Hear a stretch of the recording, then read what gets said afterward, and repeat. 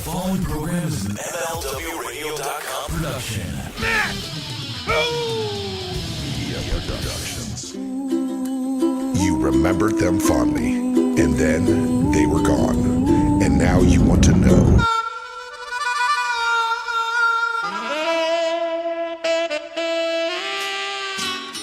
Who, what, where, when, why.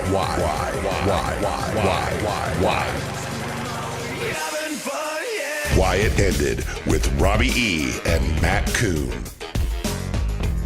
Hey guys, it's hashtag Why It Ended Wednesday, and you know what that means. That means Robbie E is here. That means the sexy, chocolatey, silky voice Matt Koon is here. And we're fresh off last week's episode with Marty Jannetty, which was one in the books and one we'll never forget. What was that? I think the Marty Jannetty episode will go down as one of the great interviews in wrestling history, and that's the feedback we got. It was by far our most downloaded show, by far our most feedback that we ever got on Twitter, and also it was our longest show. We learned a lot, and I think we showed people what Why It Ended is made out of.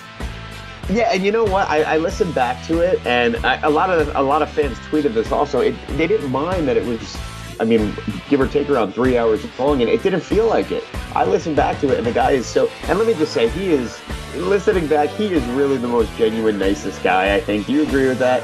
I agree with that. I also agree that a lot of people said that his past interviews, he wasn't really understandable, or he rambled on, or he wasn't, you couldn't really follow. But I thought he was just fantastic, and he moved in such a great way. And he definitely had some issues to bring up, but he doesn't seem bitter. He seems like a great guy. No, and that's why, I hope, I think it's hard to say a ninth shot, but I think he deserves another shot. He's too smart about the wrestling business not to be a trainer or an agent or do something to help out younger talent. And, it could be number 9 for him. And we'd love to see Marty get back in the business and be a little bit more present. But something that I want to know is Robbie E., Why It Ended. Robbie E. did not wrestle this last weekend, but the Robert Strauss brand did. Tell us about your debut for House of Hardcore, Robbie. The Robert Strauss brand did debut, and I did have a pretty sweet headpiece, Britney Spears-ish microphone that I wore strapped to my ear that I walked and talked to the ring. And night 1 in Canada, I wrestled Billy Gunn, and night 2 I wrestled the local guy. And there were great shows, as always. Tommy Dreamer puts on awesome wrestling shows in and outside of the country.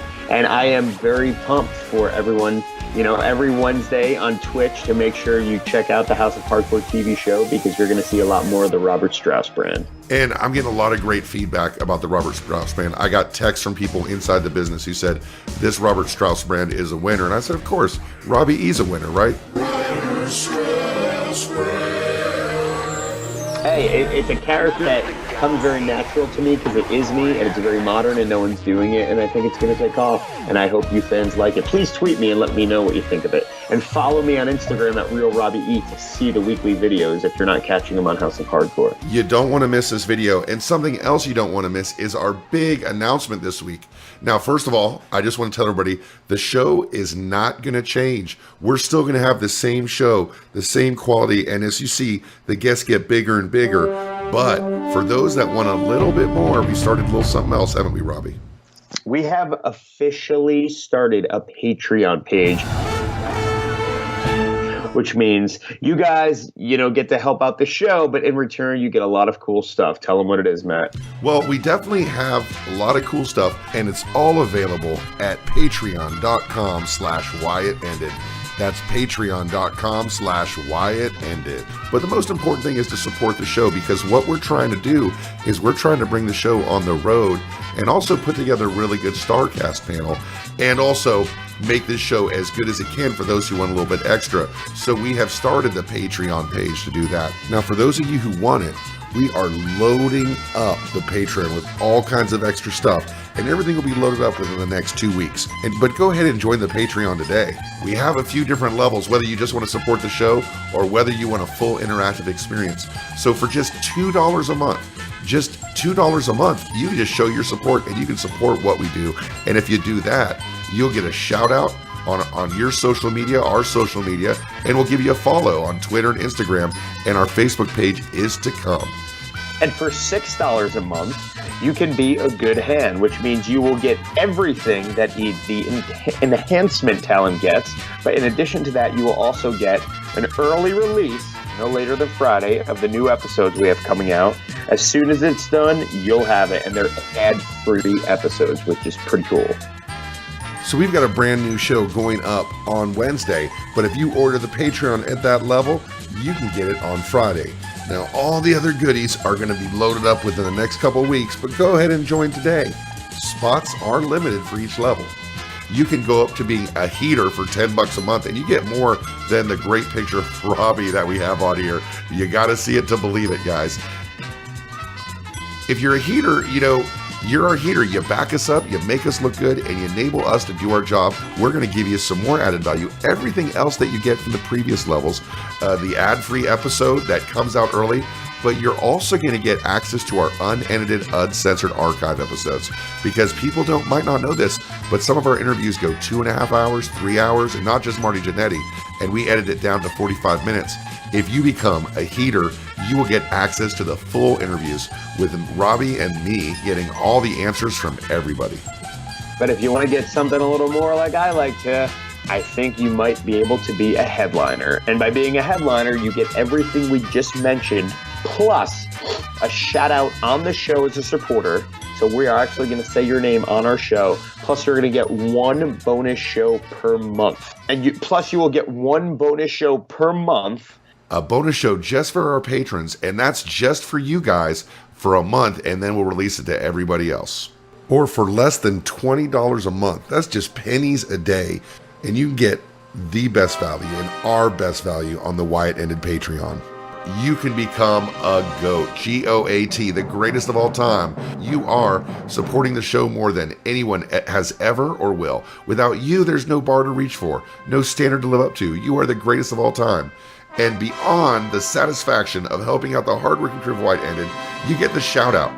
You get the early release of ad-free episodes. You also get the unedited, uncensored archive episodes. You'll get the one bonus show per month. You'll get the shout out on the show. And we'll even throw out your social media handle. But we're going to do one live video interview a month. So of our interviews that we do, we're going to video one of them, and you're going to get to watch us do it live. You're going to see how Robbie and I communicate, how we react to everything, how much I smoke, how many push-ups does Robbie do. This is available to patrons only for a month, after which it'll go to the general public. But for you guys, you're the only ones who will get this for that month. And not only that, this is the upper level, the greatest of all time. You get to get on our show and ask a guest a question. You can ask the guest a question, or you can ask Robbie a question. If you're really desperate, you can ask me a question. But you'll get to get on the show if you become a patron of Wyatt Ended. All you have to do is go to patreon.com/WyattEnded. Those of you who jump on this Patreon deal, the new episode for next week will be up on Friday, but all the other stuff will be loaded up in the next 2 weeks. And for those of you who don't want to sign up to the Patreon, you're still our favorite listeners in the world, and we're going to keep working hard to bring you the best show possible. So lots of exciting stuff going on here. We got our Patreon site. We have the Robbie Strauss brand, but now we have a pretty great interview with Jimmy Jacobs, Robbie. Yeah, this is going to be so cool. I'm looking forward to it because we're asking a guy questions. Granted, yes, he has done a lot of cool things in wrestling, but I think the coolest thing he's done is be a writer for the WWE. So we're talking to a guy that we haven't talked to before. We've only talked to wrestlers, Matt. So now we're going to talk to someone who's really been behind the scenes and has helped create some of the biggest stars currently in professional wrestling. And I plan on pressing him a little bit on why he got fired. So I'm looking forward to this episode of Wyatt Ended. Coming up after this, Jimmy Jacobs. If you would like to advertise on the Wyatt Ended podcast and reach tens of thousands of listeners every week, males between the ages of 25 and 44, a lot of advertisers like to get, where can you reach them, Robbie? Hey guys, you can email us at WyattEndedMail@gmail.com. Come on, bro, just do it. That's right, Robbie. Just email us at WyattEndedMail@gmail.com. And also, guys, make sure to check out our new Patreon site, patreon.com/WyattEnded. What's the email?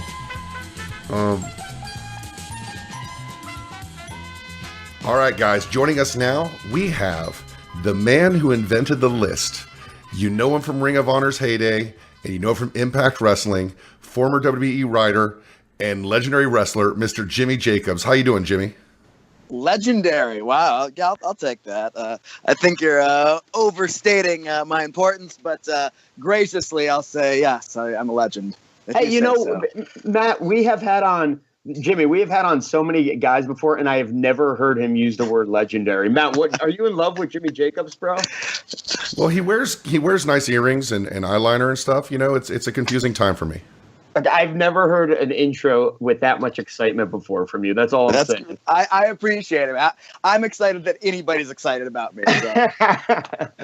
Hey, bro. Well, thanks for doing this. I know me and you kind of know each other. We've been on shows together before, but not that great. But you're a super cool dude, and I appreciate it. And my first question to you is, when you were younger, did you like pro wrestling, or is it something you got into when you were a little older? Yeah, no, when I was younger, my brother was into it. I have an older brother who's 3 years older than me, and he liked it. My first memory of it is probably, I think it's watching it at my grandma's house when like Mr. Perfect shot that perfect game of pool, I believe, is my first memory. How old are you?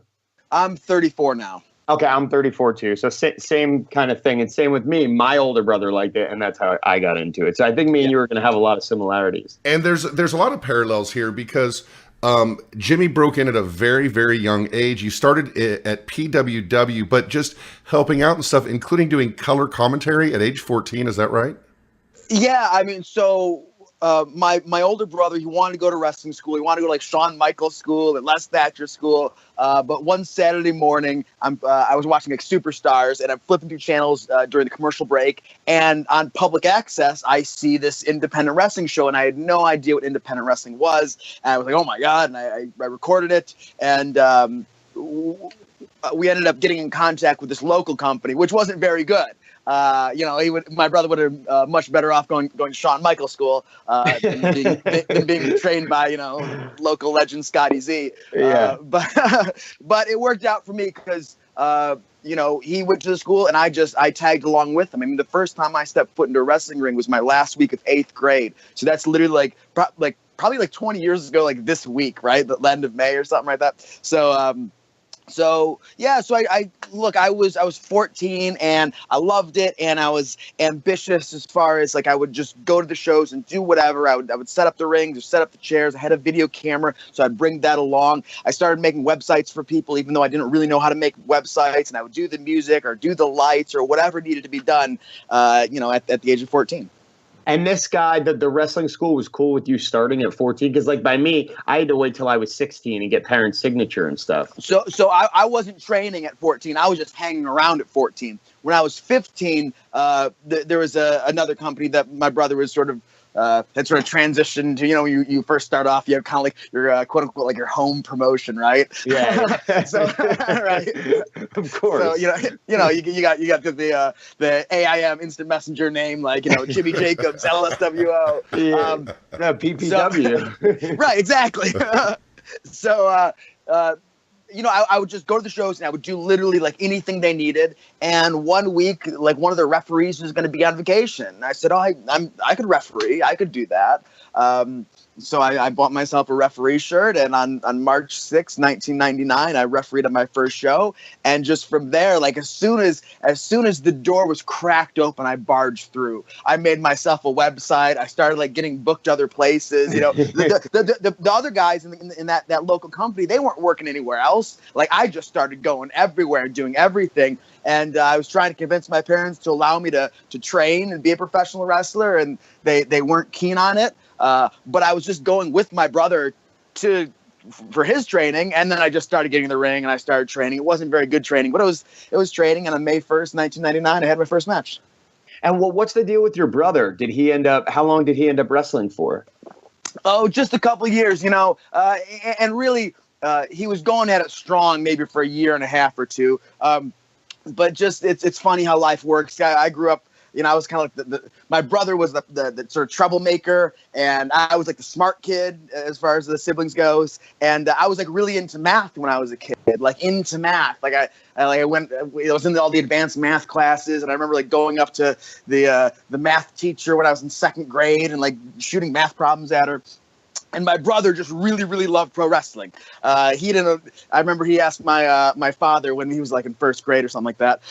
My brother asked my dad, "Hey, Dad, why do I need to learn reading? Why do I need to learn math? I'm just gonna be a pro wrestler." And my dad says, "Well, you need to learn to read, so you can read your pro wrestling contract. You need to know math because you need to know the numbers in the contract, how much money you're making." So fast forward like 30 some years, I'm a professional wrestler, and my brother has his PhD in mathematics as a professor in math. That is pretty funny, man. Yeah, at some point, man, we Freaky Friday'd it. He started getting really, really into math when he was wrestling, and I just kept going with this. Is your dad as proud of you as a wrestler as he is as his son, the PhD? Absolutely not. No. I was gonna say. No. My dad was a federal judge. He was a lawyer, then a federal judge. He argued in front of the Supreme Court before. Like my dad he's an educated man. I don't think he appreciates his son, play fighting in tights. Well, what are you gonna do, man? Did your brother ever have any regrets of leaving? Just my brother? No, my brother, he lives a completely different life than me. He's married. He's got 5 daughters. 5 daughters. Yo, bro, 5 daughters. And I'm just like I'm a cowboy. Like I'm a nomad. I'm a maniac. Still doing this. You were ambitious. It sounds like you would do anything to break in the industry. And did you have the big dream? Did you say, well, were you too young and dumb not to know that you could achieve these huge heights that you got to? I don't know what my goal was. And let me clarify. My parents, they're great, and they are proud of me in a certain manner of speaking. So I don't want to make it seem like, they hate everything I do, because that wouldn't be true. I don't know what I was thinking when I broke in. I don't know what I thought was going to happen. I don't know how far I ever thought I would get. I do remember the first time I worked for WWE and I was on TV. I remember thinking like, oh man, I can't believe I did this. This is actually possible. So I think before that, I don't think I ever thought I would ever work for WWE in any sort of capacity. Is that your first match? Was that against Eddie Guerrero? Yeah, 2005. Yeah, working with Eddie Guerrero on TV. Correct. And the story was you showed up kind of as an extra, and you were the right size and the right guy, and Eddie was super polite and super over the top nice to you. What lesson did you take with that to working with younger wrestlers in the future? It was amazing. Honestly, I wasn't even an extra. Like Paul London, who's a buddy of mine, like I just wanted to hang out with him, and I asked him if he wanted to grab dinner afterwards. He's like, just come to the show instead. So, working with Eddie was awesome. You're right, man. He was super gracious, super kind, and it taught me a very valuable lesson. And he was on top of the business, and at 21, I was a kid, man. It was my first time on WWE television. We couldn't have been further as far as the wrestling totem pole, but he treated me not just an equal. He actually was like humble towards me, and it just went to show me that if he could do that for me, like nobody's better than anybody. There's never a situation where I should treat anybody like less of a human being because of what I've done or how long I've been. And of course, I have taken liberties in my career, and I think everybody has. I have treated people probably not how I should have treated them, but that's really something, especially in my later years in my career, I really, really try to keep in mind. Were you, when you found out, you're there just to hang out, and then you find out that you get a chance to work a match with Eddie Guerrero, are you shitting your pants? I didn't believe it was going to happen. I was 21, but I'd been in the business for 5-6 years at that point, right? So to me, nothing happens until it happens, and even when it happens, it hasn't happened yet. You know what I mean? Very true. So they say, it's going to be you and Eddie tonight. I go, I talk to Eddie. I think once I saw my name on the lineup, like they had a proper lineup hanging on the wall. Then I thought oh wow, this is actually happening. And even then, it's like 95%, Right, exactly. We could have gone out there, had the match, and then they could have cut the match from TV. Exactly. Yeah. So even nothing happens until it happens, and when it happens, it hasn't happened yet. And as someone who's a smaller guy, and of course breaking in kind of in that Monday Night War era, Eddie and Ray, were those kind of your guys you looked up to? No, my guy was Mick Foley. That was my guy. That was the guy I looked up to. Yeah. What was it about Mick? When he did those sit-down interviews with Jim Ross in 1997, Yes. He talked about how he, ate bugs for attention in school, and they showed videos of him jumping off his garage, and he was a little, he was different, and he was odd.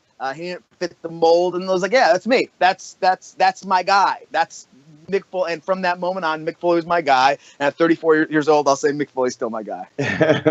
So what year did you get hooked up with Ring of Honor, and how did that come about? That was 2003. And so Alex Shelley and I, we kind of like, we paired up. We're both from Michigan, and we paired up and we started traveling together, most notably to IWA Mid-South at first. And which was at the time, all those videos got out. Smart Mark Video filmed all the shows, and those tapes got out. So we started sort of make a name for ourselves there. And I had known Punk since I first broke in, right? And Punk took a liking. Punk did not like me when we first met. Okay. What was the reason that he didn't like you? Was it a lifestyle thing, perhaps? No. First of all, it's Punk. It's, as the kids say, it's Punk being Punk. Anybody that's ever met the guy.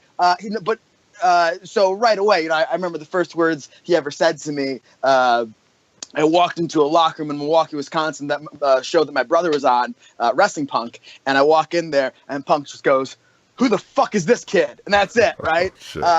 And then, so Punk did not like me. I was just a little shitty kid, too. I was, I wasn't like, didn't have like great etiquette. I'm just like, I was a little maniac kid that just was in the business / wanted to be in the business. And, but like at 19 years old, he saw me and Alex Shelley wrestling at Ian's and how good we were doing. He's like, "Hey man, give me a tape of this last match you and Shelley had, and I'm gonna pass it along to Gabe Sapolsky, who's the book at Ring of Honor." And Gabe watched it, and I think the feedback we got was, "Oh, those guys are good, but they're not Ring of Honor good." And then Chris Sabin, they were booking Chris Sabin for a show, and they didn't want to fly him, so they just said, "Hey, Sabin, bring 2 guys, we'll put them on the pre-show." And Sabin asked me and Shelley to come, and he told Gabe, "Hey, I'm going to bring Alex Shelley and Jimmy Jacobs." And Gabe said, "Oh, I just saw those guys. They're good. We'll put them on the main show and see how they do." So it was just me and Shelley like busting our asses and just getting noticed by everybody, In that time of Ring of Honor, you had a lot of different angles, a lot of different ways to promote yourself. You used YouTube a lot. You used the videos and blog posts, whether it was Age of the Fall or whether it was Scum or whatever it was. What is your enduring kind of memory of your experience in Ring of Honor? Man, I had 10 years there, right? And it was great. I did the furry boot thing with the mini Bruiser Brody Huss deal. Then into the emo character, the whole love storyline with Lacey. I'll always look back fondly on that. The battle of Lacey. And you're right, man. I was using YouTube in like early 2006, before like everybody was doing it. I'm not saying I was just gonna say, yeah, you were doing it before it was like big in wrestling, right? Correct. Not saying like I invented it, but now everybody does, and it's so hard to cut through the shit. There's so much stuff out there that it's really hard to like stick out. But really, in early 2006, not everybody was doing it. So I had this like cool music video I made, the Ballad of Lacey, this love song I wrote to my manager, and it clicked and it hit, and we started firing on all cylinders. So we did that, and then a year and a half later, we did the Age of the Fall thing, and that's something that that's probably the most I was ever featured or pushed in my career. So we're talking about 10 years ago now, with me and Seth Rollins now, Tyler Black back then, tag teaming and the stuff we did, hanging Jay Briscoe. But the debut of the Age of the Fall, we attacked the Briscoes in Chicago, and I'm wearing this all white suit, white coat, white tights, and we hang Jay Briscoe upside down. And so he's dangling over me, but he's bleeding, and he's bleeding immensely. And basically, I took a shower in the guy's blood while cutting a promo. And it's it was like the craziest. Go online. Look, like you could never do that again. At the time, I just thought it was kind of cool, but looking back at it, it was fucking horrific, man. It was something out of a horror movie. Yeah, it was absolutely insane. So we did that, and the stuff with me and Kevin years later with Scum and. I had a lot of great times in Ring of Honor. Did you think, because you were with Tyler Black in that group, did you think, when you first met him, I'm sure you thought he was good and everything, but did you think he was going to go on to be the big superstar that he is? I mean, absolutely. Yeah. I mean, so Gabe and I were forming this group, this unnamed group at this point, and we were trying to figure out who should be in it. We both agreed the Necro Butcher, and then I had recommended this Tyler Black kid and his tag team partner at the time, Merrick Brave, too. But Gabe wasn't as high on Merrick, and he wanted Tyler on there, and I knew the guy was going to be great. And I just wanted to ride his coattails as far as I could at the time. And that's the truth. It was an easy call. And it was a good pairing too, because he was so athletic and so talented, but he was still young enough where me being there was essential to him as well. Got it. But at the time, in that 10-year period, even though you were featured a lot, it must have been easy to get lost in the mix when you look at all the people that were there. Like, you can ask, did you know Tyler Black would be a big star? But did you know Kevin Owens would be where he was? Did you know Bryan Danielson would be where he was? Do you know that CM Punk would be where he was? It was a pretty crazy time with a lot of talent, was it not? Yeah, and I mean, and look, man, it still is. That's the truth. All the best talent, for the most part, really have come through there. I mean, this is a time in wrestling that we're seeing that the most valuable asset anybody can have is the ability to go anywhere and the experience of going different places and getting over wherever they've been.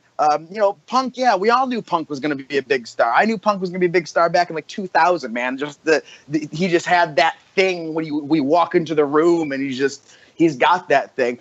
Kevin, super talented guy, would have never guessed it. But it's awesome because we're seeing that, what your body looks like doesn't matter as much. How tall you are doesn't matter as much. I mean, they need guys that connect with an audience, and all those guys that came through Ring of Honor know how to connect with an audience. So the value of that versus, and not to bad talk anybody, but the homogenized approach of developmental, it seems to me that the guys who have gotten over in WWE are the guys who learned how to get over on their own.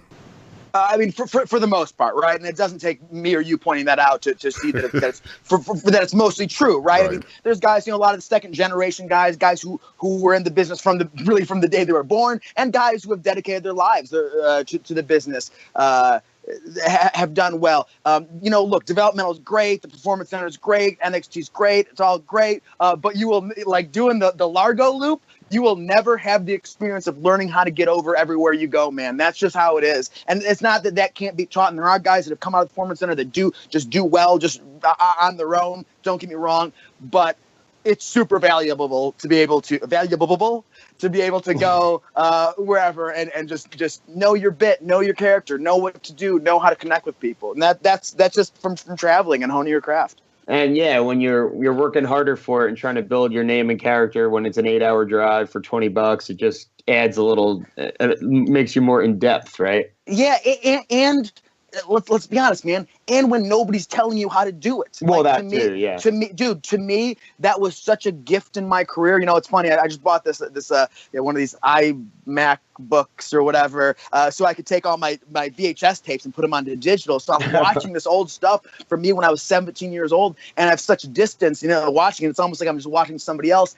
And I see how valuable it was that I broke in at a place where nobody knew what the fuck they were doing, because I got to make it up as I would go along. I never had anybody say, "Hey, Jimmy, this is how you should be Jimmy Jacobs." I never had anybody do this. And at the same token, I never asked anybody how to be Jimmy Jacobs. And that's what independent wrestling is. Like, you figure it out for yourself. When you're in that that WWE bubble there's a bunch of people whose jobs it are to tell you how to do it or to make sure you're doing it right, people to hold your hands. But to me, here's the truth, man. Nobody has the answers. Nobody has the answers. Anybody says they have the answers, they're trying to sell you something.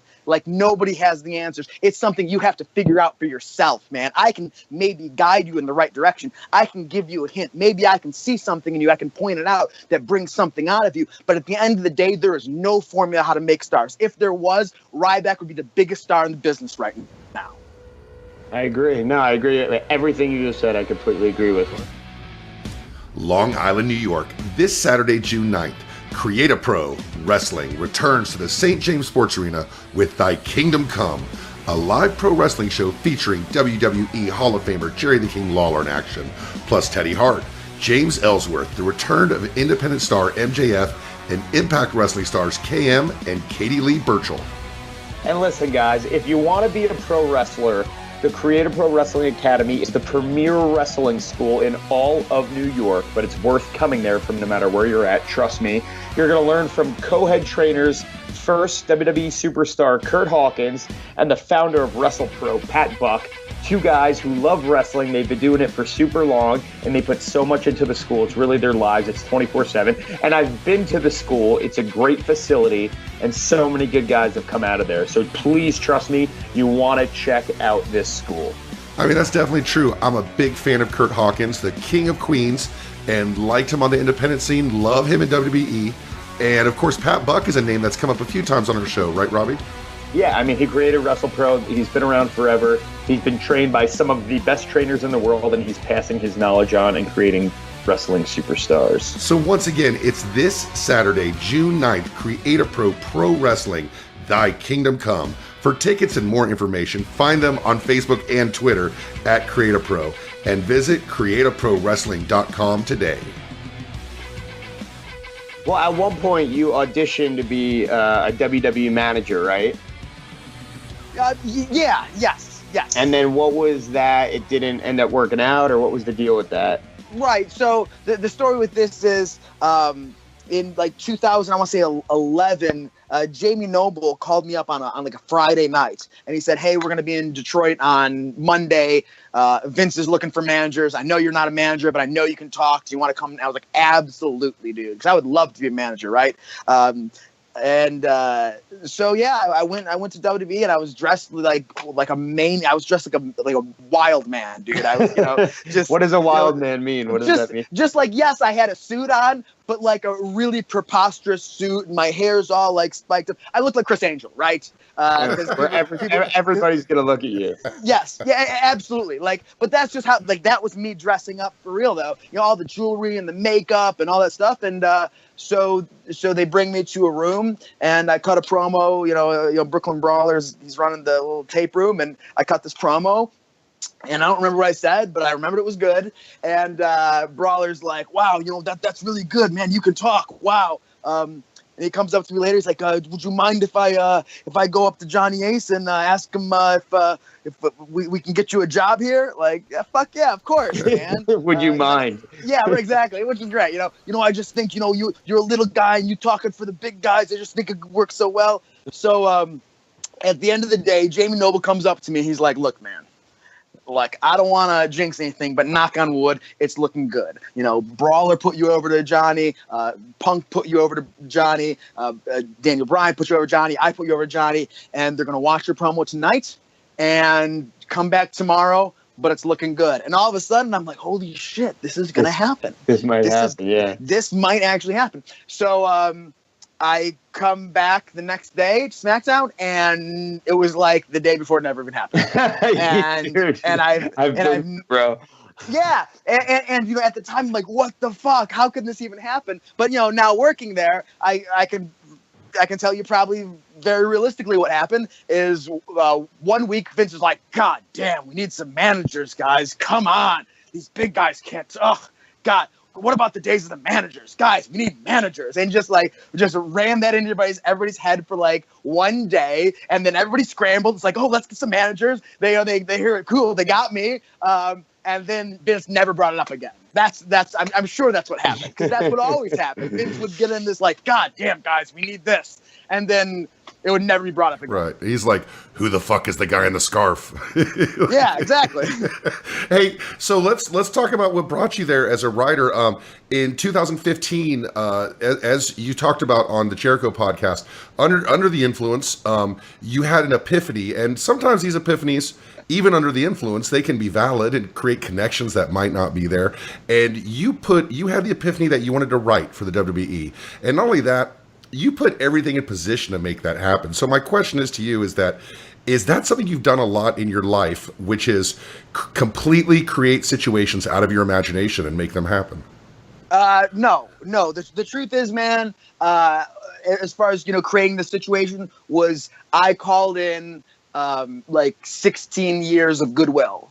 I called in my favors. Like I called in like, hey guys, can you do this for me? After building up a lot of goodwill for a lot of years in wrestling.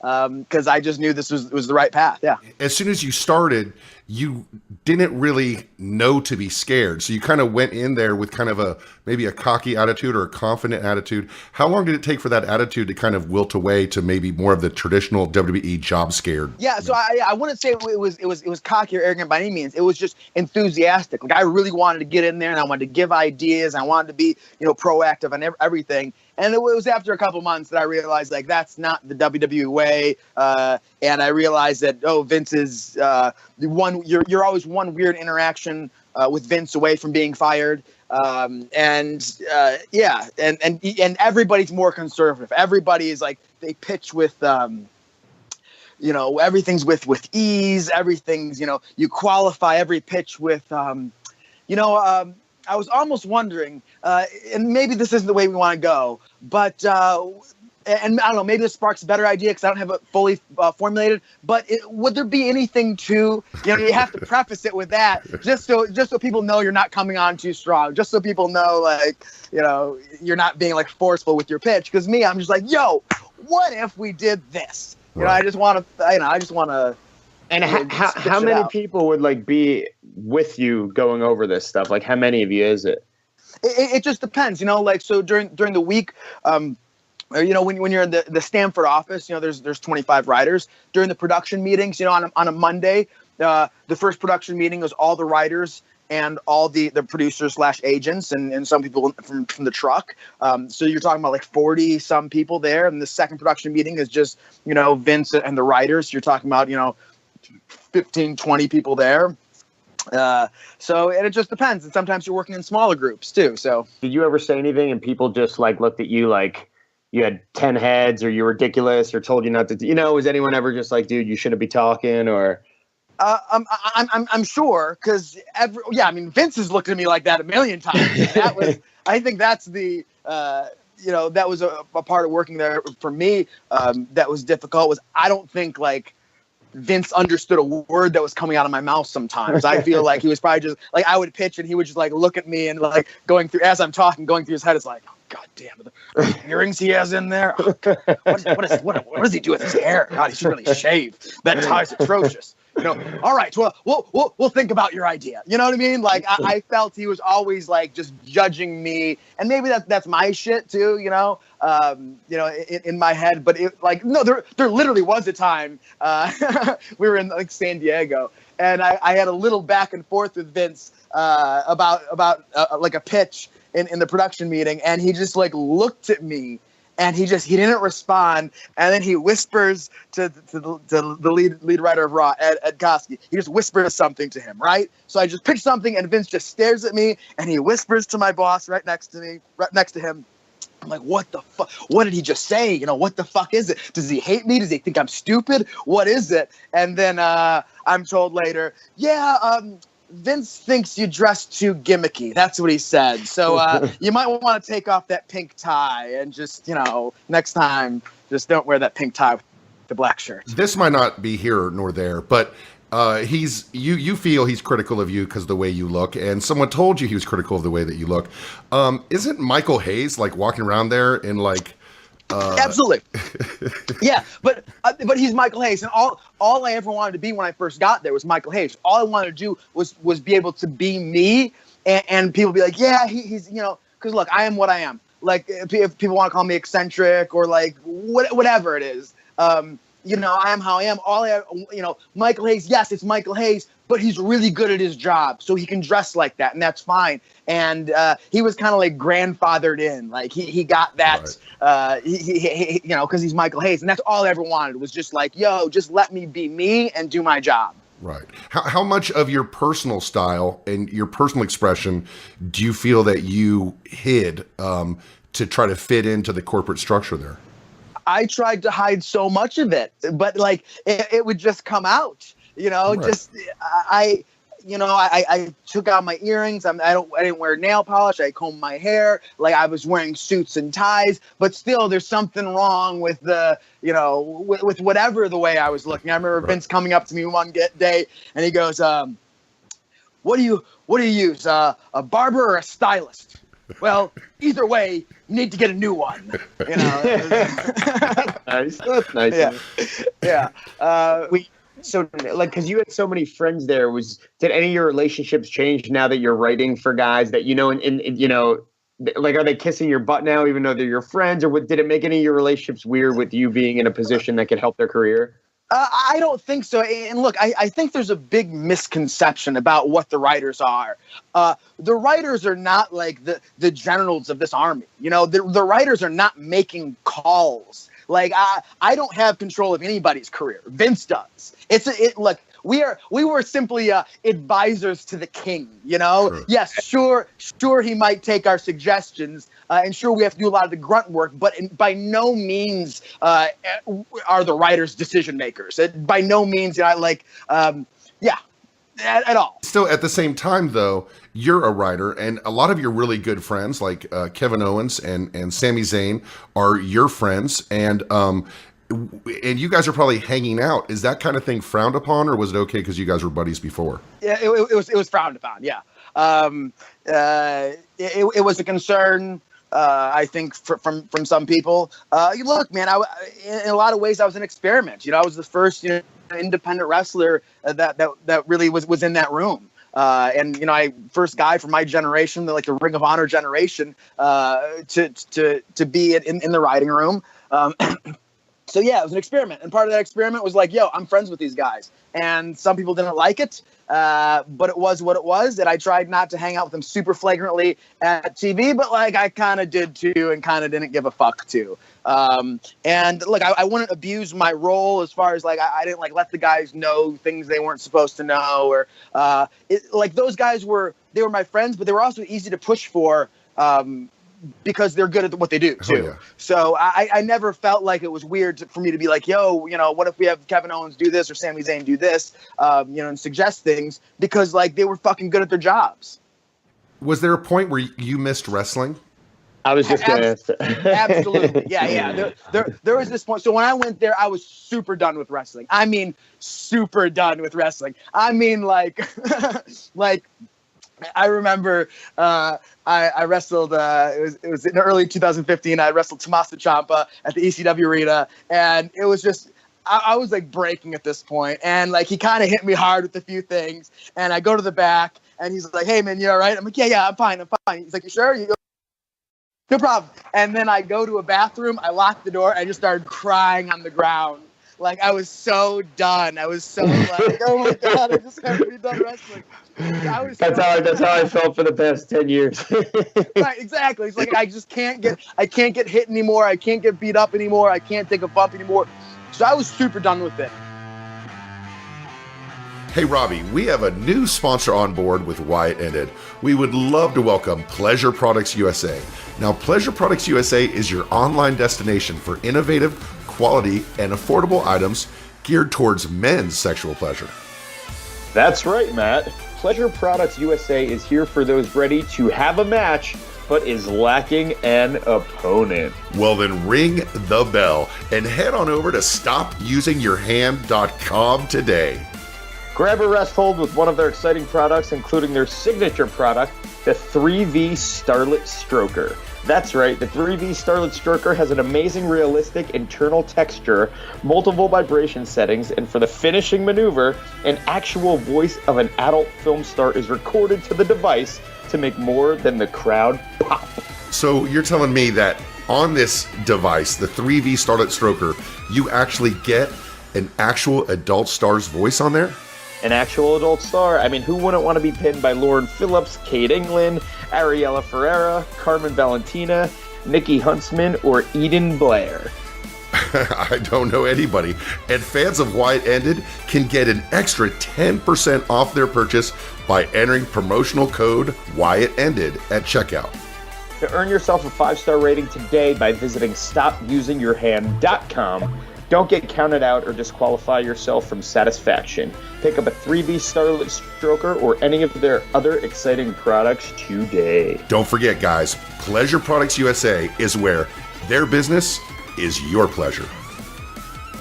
So I was super done with it until this one day where I was doing this backstage promo with Jericho and Shane McMahon, right? So it would have been probably a year and change into the job, and I was just seeing how the blocking was going to look. And so I stood in for Chris for us to shoot something real quick. I was like, let me just see how this looks. Shane walks in here, okay, and then Chris is here, and like I start like doing the promo a little bit, and then I'm like, all right, cool, now let's see what that looks like. And they play it back, and I just see it, and I'm like, oh shit, man, I look good on that tape, don't I? and that's when it started, man. And it's just like by the end, it was getting out of hand. Like as far as like I need to I was cracking, like, and I like the zombie princess was like starting to come through the cracks. Vince had mentioned, in the last, 6 months of my time there, he had mentioned that we need a general manager for 205 Live, which ended up being the Spud.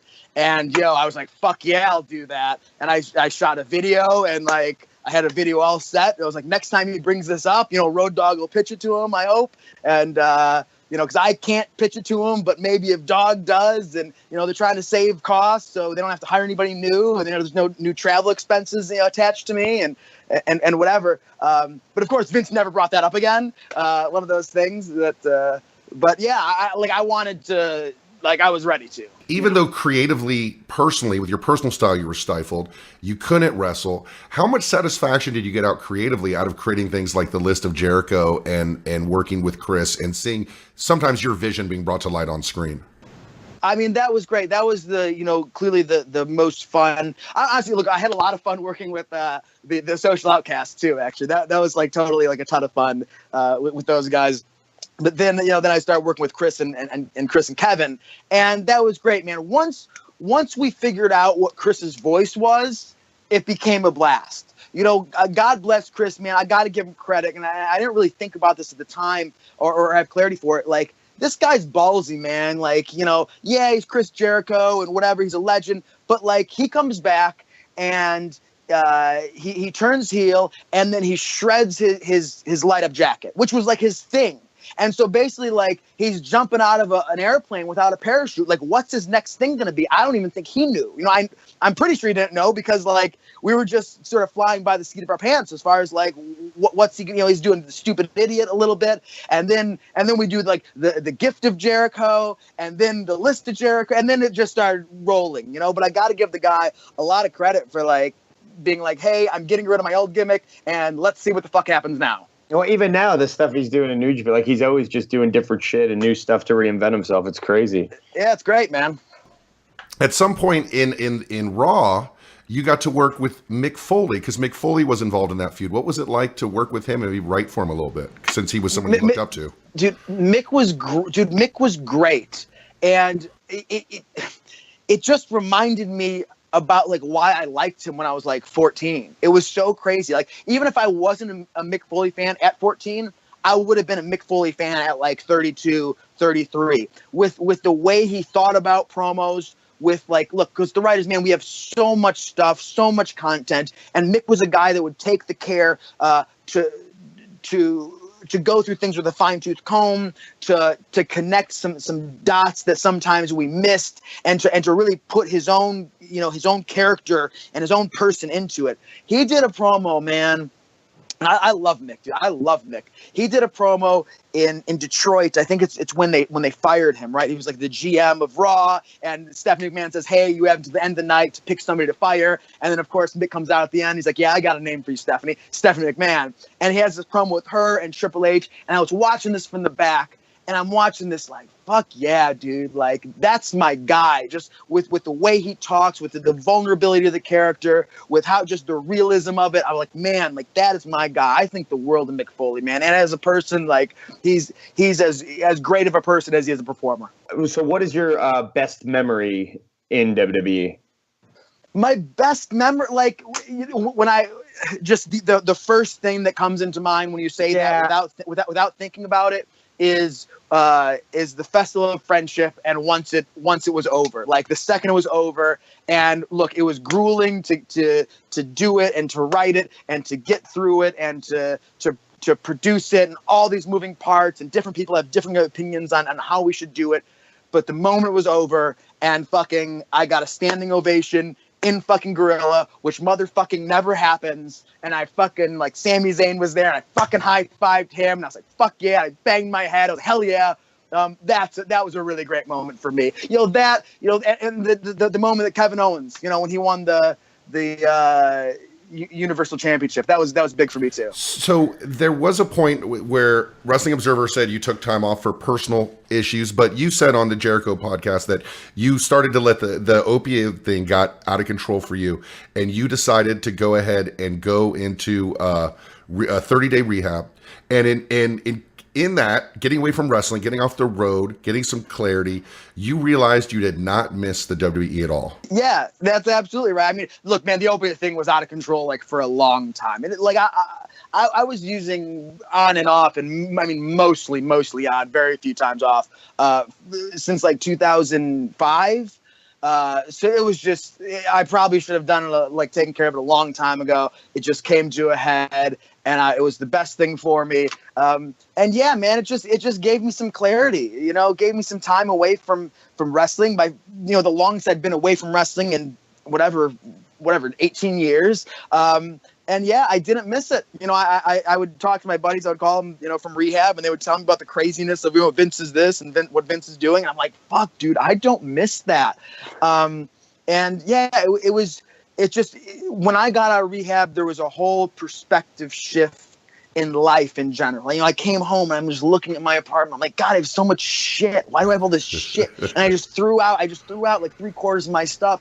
And, I was enthusiastic about work, but at the same time, like, I couldn't hide it anymore. I tried to be okay with it. I tried to be okay with, like, the environment. But man, if you look at my search history from the last, few months that I was with WWE, it's all like, new wrestling gear. It's like it's at the what do you call it, the like teaching overseas, like looking at jobs like that, looking at jobs like going to like the Peace Corps. Like, that's all I was looking at the last like 6 months I was there, man, because I couldn't anymore. Like, I would like I couldn't be okay with what I was doing anymore.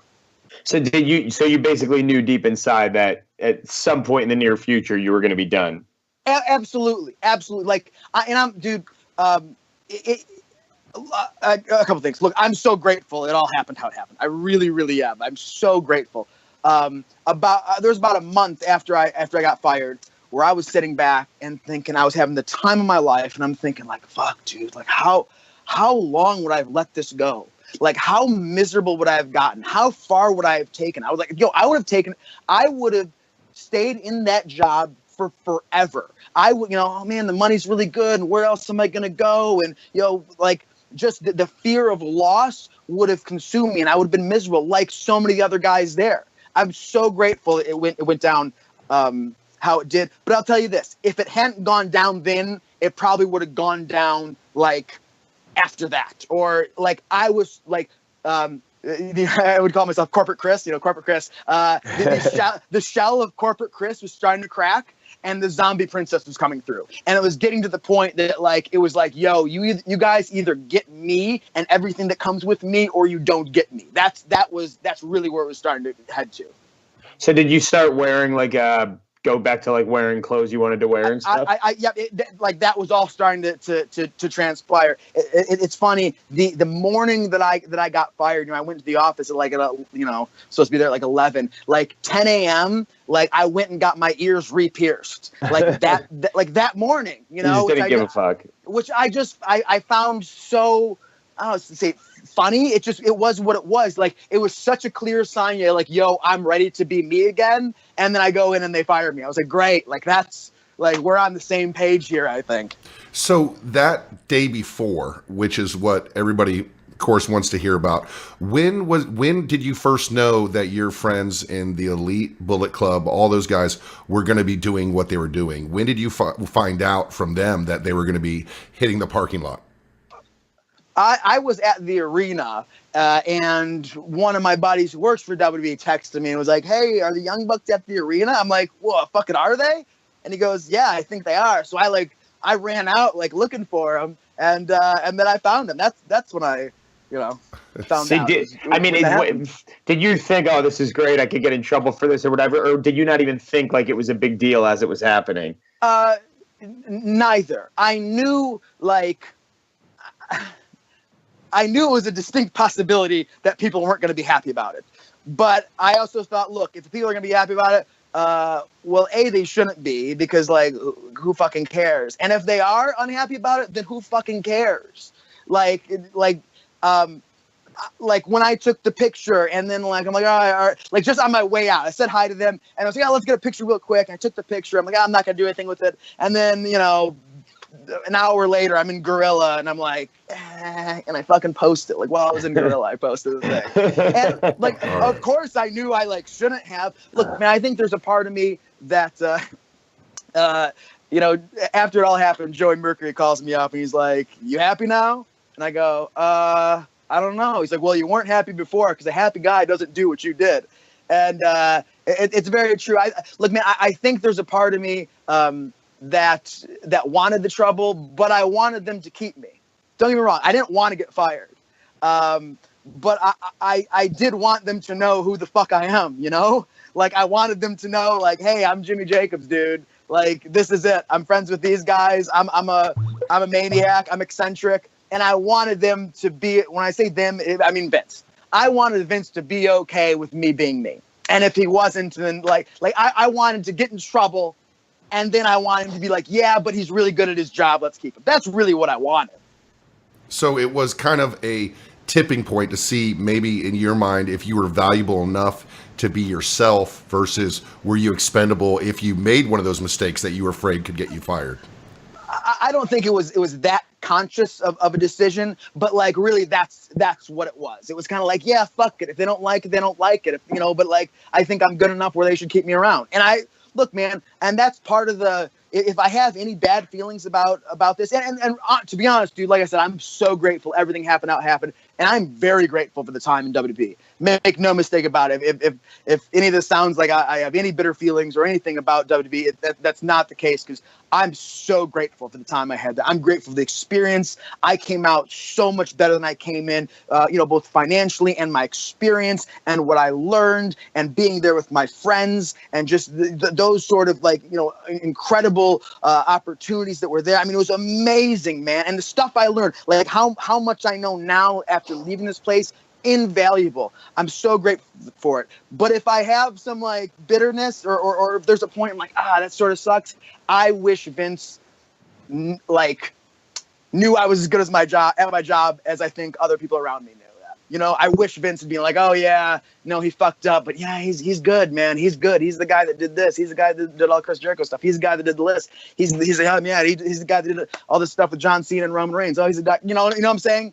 Like, I wish he understood that, and he didn't. And so there's part of me that feels like, So people are going to want to know, joyously going out and seeing your friends, waiting and taking a picture is one thing, but sitting in Gorilla and putting on Instagram to a guy that will fire somebody over a misunderstanding, how much of a level of there was just like, people thinking that maybe you were booking your own firing? I was not booking my own firing. I wish I could like take credit for that and be like, "Yeah, I'm a genius. I booked this angle with the hottest act outside of WWE to get fired." No, man. It was like kind of like, who gives a fuck? That's what it came down to. Who gives a fuck? Right. That's it. Right. So the day you went in, who actually told you that they were releasing you? So the picture thing happened on a Monday, right? We were in Ontario, California, and I put it up, and a half hour later, 15 minutes later, I'm in a room like, "Yo, what the hell? Why is this up?" I'm getting reamed for it. somebody in Gorilla was not happy about it. And then I was out of the country. I went to like Italy for a few days. So we did like SmackDown on Tuesday. We did SmackDown on Tuesday. And I remember like Shane McMahon showed up like super, super, super, super, super late. Like Seg 1 of SmackDown was like supposed to be like Kevin Owens and Sami Zayn and Daniel Bryan and Shane McMahon or something. And Shane, like, he kept saying, no, I'll be there. And like, I was like, yo, we got to change this. So I'd like rewrite the Seg 1 like a half hour before we went on air. And I remember like doing it and being like, fuck, I'm so good at my fucking job, man. If they fire me for this shit, like, fuck them. But so then I was out of the country, and then we were in Colorado that next Monday and Tuesday. And then then I went home Wednesday, and then I was in the office Thursday. So I didn't get fired like a week and a half after it happened. So because it was that long, did you think like, man, nothing was going to come from it because a week went on? No. Look, I knew it was all a distinct possibility. I went in that morning, that Thursday, thinking like, hey, if I make it through today, I should be fine. And who was it that talked to you? My immediate boss, the guy who's the manager of the of the writing team. They brought me into the room in HR. I was in a little room with a few of the other writers. I saw like my immediate boss. I saw like he was in the office kind of early. I was like, oh, that's not a good sign. And I was like, if I make it through today, I'll be okay. And then somebody comes in. They're like, Chris, could you go to the second floor HR room? I'm like, all right. I'm like, this is it, guys. I'm like, I'm out. And that was it. So when the decision comes down, you're told, that, the unprofessional thing. And what is your immediate feeling in your gut? Is it regret, or is it exuberation, or is it fear? What's going through your mind at that moment? So when they tell me to go to the second floor HR room in HR, I go to the elevators, and there's this moment where I'm standing in front of the elevators, kind of like, wow, this is happening today. All right, like shit, like it was kind of the surreal moment. I mean, dude, after that, relief is probably the biggest word I could use to describe it. Like I left there feeling light. I was like, cool. Now the rest of my life, awesome. Who's the first person you called? Probably Kevin Owens would have been the first person I told. Yeah, I'm sure it was Kevin. Yeah, actually, I think I called him on I lived like a block from the WWE headquarters. So I was like walking from the headquarters to my house. I called Kevin. And then do you think at any point there's a open door for a return to be a writer again? I don't know. Look, I'll tell you this. I'm not interested in going back and doing the job I was doing. They could call me up, I remember, like Kevin was really upset, and Kevin's like, look, I'll go into Vince's office. Kevin's the man, dude. He's such a good friend, and he was like, I'll go into Vince's office if you want. I'll talk to him. I'm sure Roman would too. Because like, look, man, like, as far as like the talent goes, like, I think that a lot of the talent liked working with me. I think I can say that. I mean, Roman Reigns, I just did 4 weeks with him and John Cena, and he came up to me afterwards, and he expressed how much he liked working with me and wanted to work with me exclusively in the future. So he's like, I'm sure Roman would too, or whatever. And I was like, no, dude, like it's good. We're good. If they called me up today and were like, hey, we want you back at the job, we'll offer you double, without hesitation, I'd say no. I've zero, like as far as like as a performer goes, or as far as like working at NXT in the performance center, helping out younger talent, like that sounds cool. But as far as like working for Vince McMahon again, especially in the capacity I was in, I don't really have an interest in that. I got to ask, as a fan, as someone who's been to the last 5 WrestleManias with my son and just pretty engaged with the product, the whole Roman Reigns thing, and with the people in the back, is there any thought of or any core of people that believe that maybe he's miscast and maybe he should be a heel because he gets booed, or is that something that's not even brought up because Vince is so behind him? Well, look, it's been brought up numerous times, but like here's what you have to understand about this, and let me try to, I guess, explain it.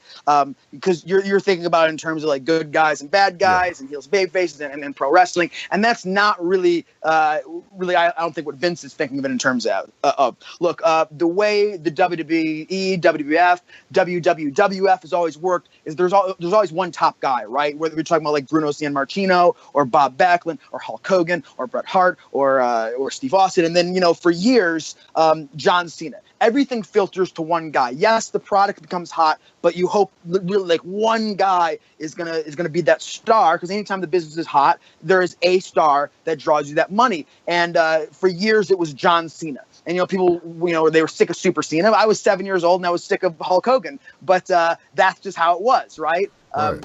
So by 2000. Whatever, 14 or 13 or 12, John looks like he's sort of, he's doing some other things. He's not going to be there full time. And Vince has to find a new guy to filter everything to, because you have an underlevel baby face, and he's there to put over a mid-card heel, who's there to put over an upper level baby face, who's there to put over a top heel, who's there to put over John Cena. That's how the business works. So without John Cena, you need a new guy. You need a new guy to put in that position.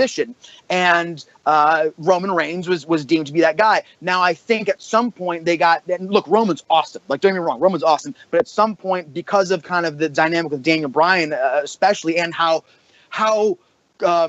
choreographed the push of Roman Reigns was, how just very like obvious it was, how mishandled it was.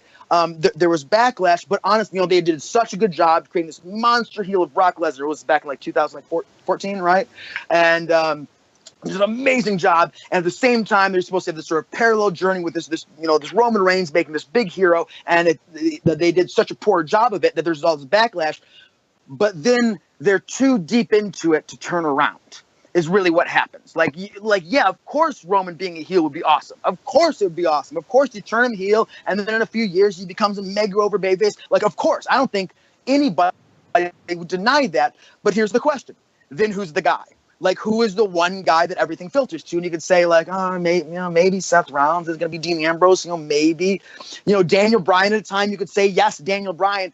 But like that was the crux, right? That I think was the point of like, hey, should it be Daniel Bryan? Should it be Roman Reigns? And Vince's guy was Roman Reigns, right? Could it have been Daniel Bryan? Yeah, I think it could have. But Vince also thinks of things in greater terms than just pro wrestling. Like, Vince is thinking, is this guy going to be a representative of our company, of the WWE guy? He's small. He doesn't really look like a big WWE star. So there's different things there, right? So that's really the main thing is like, who's going to be the guy? So you could turn Roman Reigns. Like, I don't keep up with the product anymore right now, but if to me, like if Braun Strowman got hot enough as a babyface, and I have no idea if he is or isn't right now, but let's say he got hot enough as a babyface, you could probably turn Roman Reigns heel and filter everything up to Braun Strowman, right? But short of that, I don't know who it would be or whatever. You know what I'm saying? Well, that's a great explanation. It's one that I've used just from the outside, is that he's the only guy because there's no one to replace him. And, yes. Makes perfect sense to me. Now, this is called Why It Ended, but for you, you're 34 years old. You've got a big wrestling future ahead of you. What was your outlook as soon as you had some time to catch your breath? What was your outlook as to what you wanted to do now that you had the whole world and you had all these opportunities? I mean, it's really, dude, I'm still at that point. It was cool, dude. Like for me, it ended in WWE. I'll tell you probably why it ended. Yes, because of the picture. But as far as why did this picture matter? Because Vince doesn't know who the Bullet Club is. I mean, he probably does now because of of Finn and because of AJ, and we called those guys the Club for a second. But he doesn't really know who the Young Bucks are or Kenny Omega really. It wasn't that. It was probably the idea that this writer kid's trying to get himself over. I'm sure that's what came out of Vince's mouth. God damn, Dave, you can't have these guys trying to get themselves over like this. I'm sure that's what happened. Jimmy Jacobs came out. That's why it ended, man. And so the news broke. I'm sorry. I got fired on Thursday, and the news didn't break till almost like a week later. So I had like a good 6 days to sort of digest it and sit back and be like, all right, what's gonna happen? I didn't know, man. I didn't Jimmy Jacobs has been dead for 2.5 years. I had no idea if anybody was gonna care at all. So to my pleasant surprise, I had a hot 15 minutes, right? And it was great, and it's still great, man. I'm still working a ton, and I'm loving working for Impact. It's a super cool fit. It's a lot of the fun parts about what my job was at WWE without what the negative was, which to me was just dealing with Vince and having to make sure everything was Vince's way, and which that's his prerogative, it's his sandbox. Don't get me wrong, that's not a negative thing. It's just the truth. It's just everything has to be his way. In Impact Wrestling, I don't have to worry about is this way going to make Vince mad? All I have to worry about is this way going to connect with the fans? Is this the best way to do something? Is this way going to hopefully draw money? Is this way hopefully going to get this guy over? Those are the terms I get to thinking now, which is super cool. And why did it end up being Impact as opposed to, because I know right a few days after you left, you did that thing where you took the picture in the crowd at Ring of Honor. Why didn't you end up going back there? Right. And so there was talk there, and there was an offer there. I worked for Ring of Honor for 10 years, and Impact, I wanted to see how it was. I wanted to see I went to their Bound for Glory, that pay-per-view, and the TV's following it. It was Ottawa, Canada. And I was going there. I was like, I'm just going to see how this is. And then maybe do Ring of Honor, maybe do Impact. I don't know. And it was just a nice fit, man. They needed a guy who could wear a lot of different hats, who could do a lot of different things. I know this is going to sound how it sounds, but it is in a rebuilding phase. And I seem like a good guy to help rebuild it. Awesome. And I heard you say that right now with everything you're doing, you're making more money in the industry than you ever have. Certainly on independent wrestling, it's probably comparable to what I was making in WWE as far as take home goes, minus the benefits. So including benefits, I was making more in WWE as far as 401k and health insurance and employee stock purchasing program. With that, my money at WWE would be more, but it's as far as the take home goes, it's really comparable. Plus, here you get the quality of life, dude. The quality of life, it's amazing, dude. I've had more fun these past 7 months in my career than any other time. Not by a little bit. I'm talking about by a long shot. By a long shot. This has been so much fun, man. I leave every show and I walk out and I'm walking in my car every time thinking, man, I love this. I love this. And I do, man. I love it. I love performing. I love working with these all these younger guys who look, man, super athletic dudes, and I basically can't keep up with them athletically, but I do have something to give as far as creatively and mentally, and as far as psychology goes, and just the ways to look at the business that these people haven't heard, and they're not probably gonna hear from anybody else but me. Is the lesson of the Jimmy Jacobs WWE story, or the Jimmy Jacobs story, that there's no price you can put on being yourself? You have to experience all of it for yourself. It doesn't matter how many people are miserable in WWE, and a lot of people are, and they have been. I remember being 21 years old, and I was like, is anybody happy here? Doing these extra work, and everybody's miserable. All my friends there are miserable, and then all the time I've ever known anybody there, they've always been miserable. But you have to go there for yourself, and I had some great times. And that's not to say everybody's miserable, but it's a hard place to be okay, man. It's a hard place to enjoy yourself. I learned. Yeah, man. I learned that I like being me. I like it, and money isn't everything. There's a lot more out there.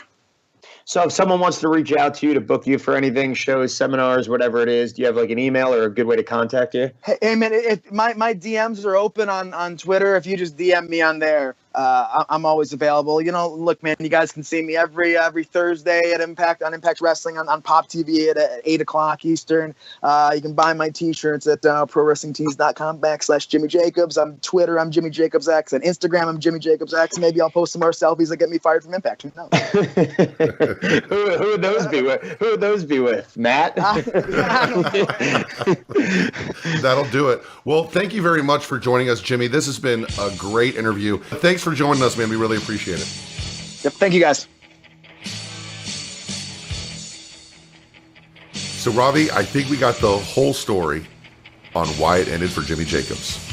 Yeah, I think it's pretty crazy that when he realized he was going to start being himself again and dressing the way he wanted to dress and maybe bringing the nail polish and that kind of stuff back is slowly, when he just started not giving an F, is slowly, when this all happened. So it's pretty crazy. Yeah, it's a great story, and it's great how he feels kind of revitalized, and he's a young guy.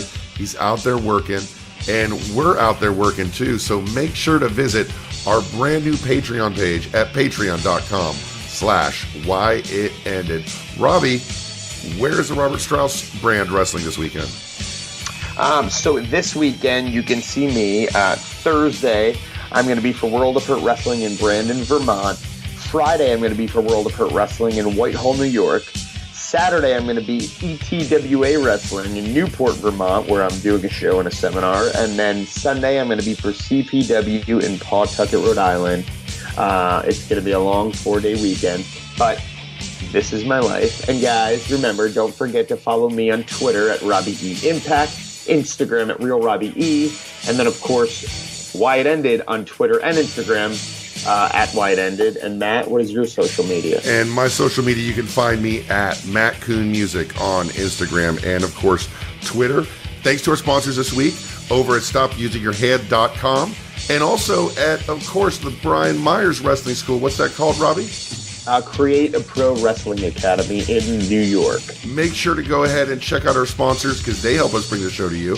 And if you want a little bit more, patreon.com/whyitended. And we'll see you next week on Why It Ended.